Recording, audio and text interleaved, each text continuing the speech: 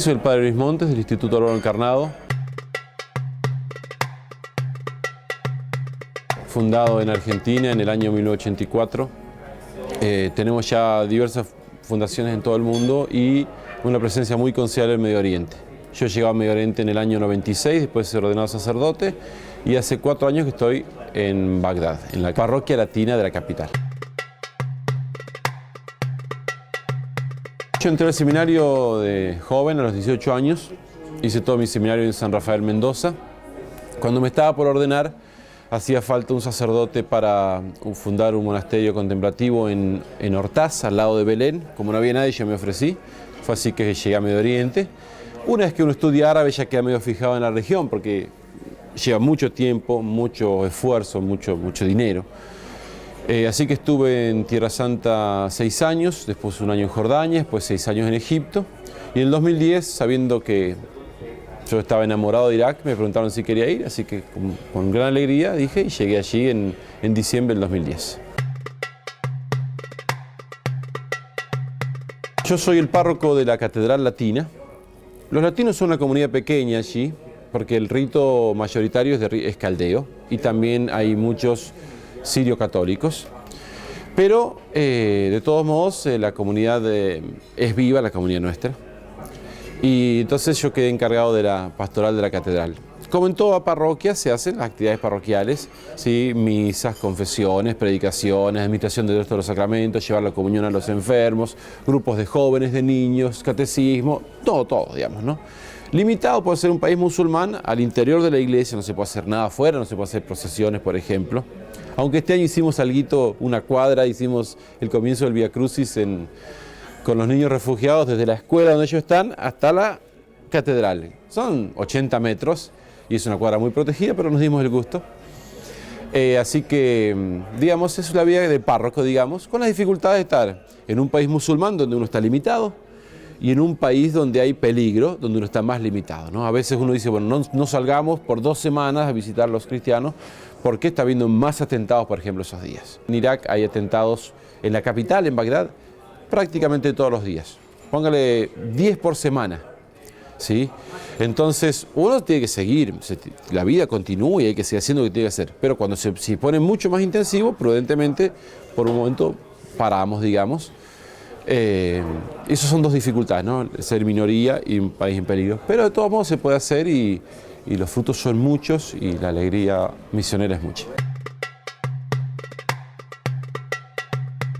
Cuando uno llega a las 2 primeras semanas, va por la calle, cuando va a comprar algo, lo que sea, y piensa, ese auto no tendrá una bomba. Pero son 2 semanas, ¿no? Después la vida continúa, uno tiene que seguir viviendo, y si bien a veces uno piensa que nos podrían atacar, etcétera, también podría ser que no nos pase nada, ¿sí? El padre Jorge está conmigo, él hace 5 años que llegó, nunca estuvo realmente en peligro, ¿no? O sea, sí, un par de explosiones rompieron los vidrios del obispado, pero en concreto estar al lado ahí no, ¿sí? Nos ha pasado a decir, bueno, fuimos a visitar tal familia y el día siguiente explotó una bomba cerca o en el camino, pero no nos pasó en concreto, ¿no? El obispo está hace 13 años y tampoco, digamos, estuvo durante toda la guerra, tampoco tuvo. O sea, podría ser que vivamos 40 años ahí sin que nos pase nada. Estamos en las manos de Dios y Él sabrá Él sabe lo que es mejor para nosotros. Bueno, Irak hubo una invasión en el año 2003. Fue un gran error, produjo una catástrofe en el país. Se entró con mentiras. No se consiguieron los objetivos que se buscaban, salvo que hayan querido destruir el país, y se lo consiguieron. El país entró en una violencia sectaria, un país donde se vivía en relativa armonía entre chiitas, sunitas, las 2 ramas principales del Islam, y cristianos se vivían en relativa armonía, pero en la lucha sectaria por el poder que dejó la caída del anterior régimen, fue una cadena, un vicio de atentado tras atentado, ¿no? Ustedes tienen que tener en cuenta que en el Islam no existe el perdón, ¿sí? Uno lo dice así y no se da cuenta de las ramificaciones que tiene. O sea, no solamente no existe, el perdón está mal. El que era rabino de Roma durante la Segunda Guerra Mundial, que se convirtió al catolicismo y se puso el nombre Eugenio por el Papa Pío XII, él decía, para un judío hacer el bien al que nos hace mal es una falta contra la justicia. Porque es así, ellos tienen ojo por ojo, diente por diente. Que cuando uno lo lleva a la práctica es atentado por atentado, que es violencia por violencia. Por eso genialmente dijo el Papa Juan Pablo II, no hay paz sin justicia, que eso se dice desde siempre, pero le agregó, no hay justicia sin perdón. El perdón es el que corta ese círculo vicioso de violencia. Y en Irak no se vio el perdón, porque no lo tienen por religión. Es más, la religión les dice que se tienen que tomar venganza. Entonces eso lleva a más violencia y más violencia. Entonces ese vacío de poder que se produjo esa lucha sectaria fue creciendo, el odio es cada vez más grande y no se ve ninguna solución. Usted piense que durante más de 10 años estamos hablando de un promedio de 20 atentados por día en el país. Hace poco hubo un atentado en Chile y conmocionó el país. Bueno, nosotros tenemos 20 atentados por día. Durante más de 10 años ya ni se habla de los atentados. Yo voy a celebrar la misa, después de la misa salgo, estoy afuera con los jóvenes, charlamos, hablamos de varias cosas. Jamás me van a decir explotaron hoy 4 bombas en la ciudad. Y no porque no explotaron 4 bombas en la ciudad. Anoche cuando chequeamos los sitios online en árabe nos damos cuenta que hubo 4 o 5 atentados. Pero ya ni se comenta, salvo que haya muerto un cristiano amigo nuestro, si no, no se comenta. Porque es la vida nuestra. Es como decir, oh, ¿viste que hoy salió el sol? Es así. Esa destrucción que se produjo hizo que haya mucho resentimiento en toda una gran provincia, que es la provincia del Ámbar, que son sunitas, hacia el gobierno, porque fueron dejados de lado. Dejados de lado me refiero de modo criminal, ¿no? Hubo ciudades que estuvieron meses sin electricidad, en un país donde la temperatura supera los 55 grados centígrados. ¿Sabe la cantidad de ancianos y niños que murieron? Entonces, cuando el Estado Islámico, el Daesh, entra desde Siria, estas poblaciones les abrieron las puertas, por toda esa injusticia que había, ¿no? Y es así que en este momento tenemos una gran parte del territorio iraquí tomada por un grupo terrorista que es absolutamente extremista, que no da posibilidad a los cristianos de ni siquiera tener una casa, hay que hacerse musulmanes o los matan, ¿no? Y es lo que está viendo ahora Irak en estos momentos. Los cristianos en Irak son un ejemplo increíble de fe en Dios, de paciencia, de perdón. O sea, no todos pueden perdonar inmediatamente, ¿no? A mí me ha pasado escuchar una señora que me decía, padre, ¿cómo va para perdonar a los del Daesh? No sé cómo hacer. Pero también me ha pasado escuchar gente que perdona absolutamente de corazón. Nos hizo famoso un videíto que nosotros tradujimos de una tal Miriam, una niña de 10 años, que le preguntaron qué haría ella con los del Daesh, un periodista egipcio, y ella dijo, yo no le haría nada, dice, y se quedó pensando así, dice, yo solamente le digo a Dios que los perdone, dice. O sea, ni siquiera es una respuesta automática, ella lo está pensando y cuenta lo que está haciendo. Bueno, eso lo vemos mucho, ¿no? La gente que perdona de todo corazón y jamás se quejan de Dios y tienen mucha fe, mucha esperanza, eso son un ejemplo para nosotros, ¿no? Por supuesto que hay mucho sufrimiento, ¿no? Por supuesto que hay mucha preocupación, los padres de familia no saben qué hacer con sus familias, ¿no? Ellos no pueden decidir su destino. Ellos son los que proveían todos los días el alimento y ahora viven de la caridad ajena, encerrados en una habitación de una escuela, sin saber si sus hijos van a poder volver a la escuela, si van a recuperar su casa, sabiendo que su auto ya lo perdieron, lo mismo la plata que tienen en el banco. Es muy duro, ¿no? Pero espiritualmente están fuertes.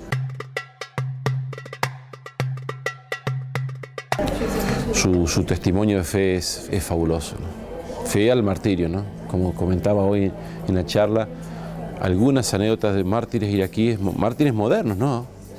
Se parecen a las anécdotas de los santos de los primeros siglos, o a los mártires del Antiguo Testamento. Es una cosa fantástica. Y siempre cuento el ejemplo de Cristina, por el cual tengo especial cariño, porque desde que conocí su historia, le empecé a pedir a ella y me ha concedido muchísimas cosas, ¿no? Cristina es una niña de 13 años, 12 años, 13, que un domingo le dice a la mamá que quiere ir a misa porque es domingo. El hermanito menor no puede ir porque estaba enfermo, el papá no puede ir porque estaba trabajando, así que va la mamá, que aparte está embarazada, con ella. Cuando la mamá llega a la iglesia sirio-católica, la catedral sirio-católica de Bagdad, siente un gran miedo, ella no sabe por qué, igual tiene que pensar que hace 7 años que había atentados prácticamente todos los días en la ciudad, ¿no? Pero ella siente un gran miedo y se queda rezando en una gruta de la Virgen afuera de la iglesia. Pero cuando mira, Cristina no está. Entonces esta se asusta mucho, es muy peligrosa Bagdad. Corre a la iglesia y la ve a ella al fondo, arrodillada, rezando. Entonces le echa en cara, le dice, ¿por qué me hiciste esto? No te alejes. Pero ella no escuchaba, ella estaba rezando de rodillas. Se sienta al lado y al rato empieza la misa y al rato se escucha una explosión de un auto. Era un modo de distraer a los guardias de la catedral, eran 2 guardias. Escuchan la explosión, salen a ver y ahí los ametrallan. Tienen el camino abierto, entran unas 10 personas con ametralladoras, rifles de asalto, granadas, armas de guerra. Entran a matar, ¿sí? Venían con una excusa de que liberaba a una musulmana egipcia, toda mentira, venían a matar. Cristina escucha la explosión, escucha los disparos, ve entrar los terroristas, una niña de 12 años, ¿no? Y que aparte ella sabía lo que significaba, hacía 7 años que había tentado casi todos los días, ella tenía familiares, amigos muertos por las bombas, ¿no? La mira a la mamá y le dice, mamá, no tengas miedo. Dice, si me querés, no tengas miedo. Y la abraza. Los hacen pasar por el pasillo. Ellos van primero, hasta al fondo son los primeros que avanzan por el pasillo central. Les dice que se recuesten delante del altar. Y mientras lo están haciendo, les disparan con ametralladoras. Ella muere instantáneamente. Las balas son de este tamaño, ¿no? Y la mamá tendría que haber muerto. Pero justo había una señora atrás que cayó muerta encima de ella y ella quedó 5 horas tapada por cadáveres en un charco de sangre. Ella estaba embarazada, ¿no? Tenía mucho miedo porque la metralla había roto los aire acondicionados y el gas del aire acondicionado es venenoso. Ella no podía moverse, tenía que quedarse quieta para que piense que estaba muerta. Finalmente ella se salvó, la bebita nació bien, yo la conocí, hermosa. Pero acá el tema siempre es el mismo, ¿no? ¿Cómo hace una niña de 13 años para tener ese diálogo con su mamá? Es imposible, es imposible. La respuesta natural, ¿cuál es? Que la mamá instintivamente la abraza para protegerla, en un gesto inútil pero totalmente comprensible. Pero en este caso fue al revés, ella le dio fuerza a su madre, ¿sí? Y si ustedes lo piensan bien, ella cita a nuestro Señor Jesucristo, no tengas miedo. No, por eso me gusta esta historia, ¿no? Porque eso muestra la grandeza del pueblo iraquí. No es una grandeza de ciencia, de riquezas, de conocimientos. Es una grandeza de la fuerza de Dios en el corazón de sus hijos, ¿no? Y como este ejemplo hay cantidad, ¿no? Hay cantidad. Si el ISIS entra en Bagdad, los cristianos se tienen que ir todos. Y ahí nosotros nos iríamos con ellos. Pero nuestra idea es querer acompañarlos todo el tiempo. En lo que nosotros dependa es, salvo que nos echen del país, nosotros queremos quedarnos. Sí, yo siempre pido una cosa, ¿no? Una cosa que es muy patente para nosotros, ¿no? Esta locura del ISIS, a esta locura se llega porque uno deja entrar el odio en el corazón, ¿sí? En el corazón de uno mismo, ¿no? Y el odio cuando entra crece si uno no lo combate. Entonces nosotros tenemos que luchar contra ese odio haciendo el bien. Tenemos que ser mejores, ¿sí? El Papa Francisco ha dicho, el que habla mal de su vecino lo está matando. Entonces nosotros lo que yo les pido a todos es, hagamos un esfuerzo todos, vivamos la caridad más con la gente que tenemos al lado. Porque según el dogma de la comunión de los santos, el bien que usted hagan aquí, con su vecino repercute en el bien de toda la iglesia. Y es por eso que venzamos realmente este odio destructivo con la caridad que Jesús nos enseñó, que lo llevó a dar su vida por nosotros, que es la misma caridad que muestran estos mártires, ¿no? Yo también les pido a los que quieran puedan visitar la página nuestra de Facebook, que se llama Amigos de Irak, porque ahí pueden seguir las noticias, ¿no? Estamos recibiendo cientos de miles de visitas por semana, gente que deja sus mensajes de apoyo, gente que puede mandar ayuda económica a través del sistema PayPal. Hace falta mucha ayuda, ¿no? Así que yo les pido, recen por nosotros, den a conocer lo que está pasando y los que puedan, envíen ayuda material.